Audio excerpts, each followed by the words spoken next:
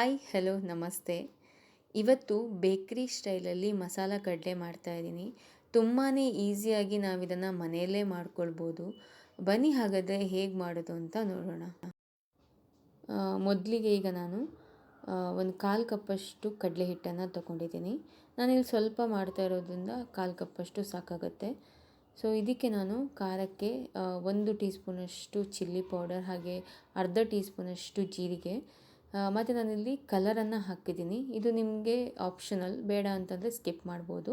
ಆಮೇಲೆ ಸ್ವಲ್ಪ ಉಪ್ಪು ಹಾಕಿ ಚೆನ್ನಾಗಿ ಒಂದ್ಸಲ ಮಿಕ್ಸ್ ಮಾಡ್ಕೋಬೇಕು.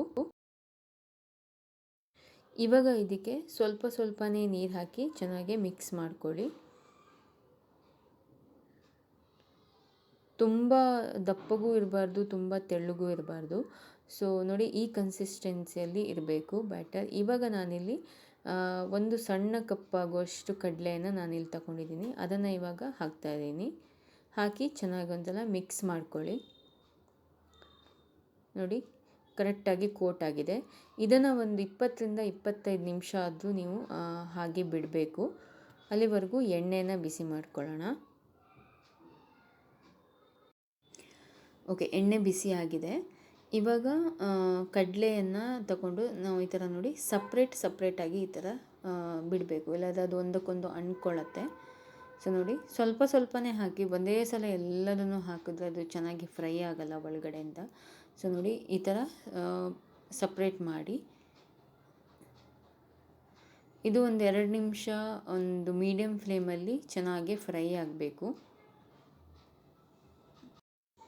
ಓಕೆ ನೋಡಿ, ಚೆನ್ನಾಗಿ ಫ್ರೈ ಆಗಿದೆ. 1-2 ನಿಮಿಷಗಳ ಕಾಲ ನಾನು ಇದನ್ನು ಮೀಡಿಯಮ್ ಫ್ಲೇಮಲ್ಲೇ ಚೆನ್ನಾಗಿ ಫ್ರೈ ಮಾಡ್ಕೊಂಡಿದ್ದೀನಿ. ಇವಾಗ ಗ್ಯಾಸನ್ನು ಆಫ್ ಮಾಡಿ ಇದನ್ನು ತೆಗೀರಿ. ಇವಾಗ ಅದೇ ಎಣ್ಣೆ ಬಿಸಿ ಇರುತ್ತಲ್ಲ, ಅದೇ ಎಣ್ಣೆಗೆ ಸ್ವಲ್ಪ ಕರಿಬೇವು ಸೊಪ್ಪನ್ನು ಹಾಕಿ ಅದನ್ನು ಚೆನ್ನಾಗಿ ಥರ ಮೇಲ್ಗಡೆಯಿಂದ ಹಾಕಿ ಚೆನ್ನಾಗಿ ಮಿಕ್ಸ್ ಮಾಡ್ಕೊಳ್ಳಿ ಒಂದ್ಸಲ. ಫ್ಲೇವರ್ ತುಂಬಾ ಚೆನ್ನಾಗಿರುತ್ತೆ. ನೋಡಿದ್ರಲ್ಲ ಎಷ್ಟು ಈಸಿಯಾಗಿ ನಾವು ಮನೆಯಲ್ಲೇ ಇದನ್ನು ಮಾಡ್ಕೊಳ್ಬೋದು ಅಂತ. ನಿಜವಾಗ್ಲೂ ಚೆನ್ನಾಗಿರುತ್ತೆ. ಖಂಡಿತವಾಗ್ಲೂ ಒಂದ್ಸಲ ಟ್ರೈ ಮಾಡಿ. Thank you.